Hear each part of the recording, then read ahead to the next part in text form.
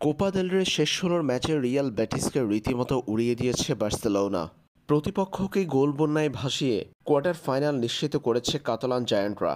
মৌসুমে নিজের ২০তম গোল করেছেন রাফিনহা। রাফিনহার ২০তম গোলের দিন বার্সেলোনা পেয়েছে ৫ গোলের দেখা।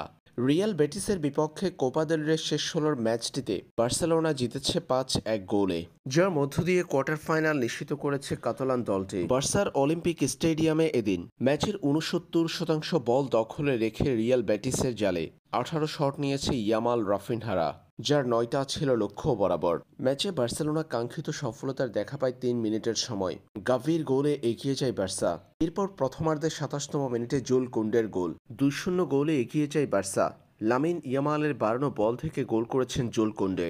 প্রথমার্ধে যোগ করা সময়ে ৬ মিনিটের সময় গোল বাতিল হয়েছে বার্সেলোনার। না হয় প্রথমার্ধেই ৩-০ গোলে এগিয়ে যেতে পারত কাতালান দলটি। ভিএআর দেখে বাতিল করা হয়েছে বার্সার গোল।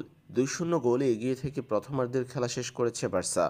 পরে দ্বিতীয়ার্ধের শুরুতে আবারও গোল বাতিল হয় বার্সার। ৫৫তম মিনিটে ইয়ামাল বার্সেলোনার স্কারল্যান্ডকে ৩-০ করলে সেটি ভিএআর চেকের মাধ্যমে অফসাইডের ফাঁদে পড়ে, যার ফলে বার্সার সেই গোলও বাতিল হয়। এরপর বার্সেলোনা তৃতীয় গোলটি করেন রাফিনহা। ম্যাচের ৫৮তম মিনিটে গোলের দেখা পান ব্রাজিলিয়ান তারকা। পরে ৬৭তম মিনিটে ফেরান তরেসের গোল। ৪-০ গোলে এগিয়ে যাওয়া বার্সেলোনা নিজেদের পঞ্চম গোলের দেখা পেয়েছে ম্যাচের ৭৫তম মিনিটে ফেরমিন লোপেসের বাড়ানো বল থেকে লামিন ইয়ামালের কল্যাণে। লম্বা সময় ভিএআর দেখে সেই গোল নিশ্চিত করে রেফারি। পরে শেষ অংশে ৮৪তম মিনিটে ব্রাজিলিয়ান তারকা ভিতর রকির গোলে রিয়াল বেটিস ব্যবধান কমিয়েছে বটে, তাতে খুব বেশি লাভ হয়নি। শেষ পর্যন্ত ৫-১ গোলের জয়ে কোয়ার্টার ফাইনাল নিশ্চিত করেছে বার্সা।